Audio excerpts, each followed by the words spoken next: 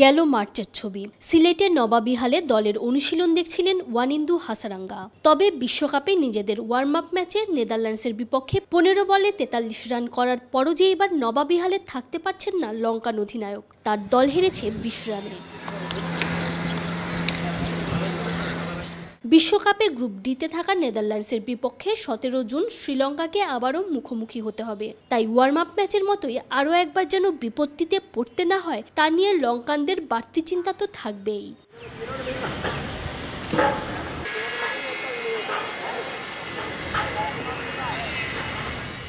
ডাচদের বিপক্ষে হেরে যতটা না চিন্তায় পড়েছে লঙ্কানরা, তার চেয়েও কোনো অংশে কম চিন্তায় থাকতে হচ্ছে না বাংলাদেশ দলকে। একেই তো যুক্তরাষ্ট্রের বিপক্ষে সিরিজ হার, এরপর প্রথম ওয়ার্ম আপ ম্যাচটাও বৃষ্টিতে পণ্ড। বিশ্বকাপের আগে টাইগাররা ছন্দহীন থাকলেও আর যাই হোক, অন্তত নেপাল আর নেদারল্যান্ডসের বিপক্ষে ম্যাচ দুটো কিছুতেই হারতে চাইবে না। এদিকে প্রস্তুতি ম্যাচে শ্রীলঙ্কাকে হারিয়ে দেওয়া নেদারল্যান্ডসের যতটুকু আত্মবিশ্বাস বেড়েছে, তাতে বাংলাদেশকে বাড়তি সতর্কতায় তো থাকতেই হচ্ছে।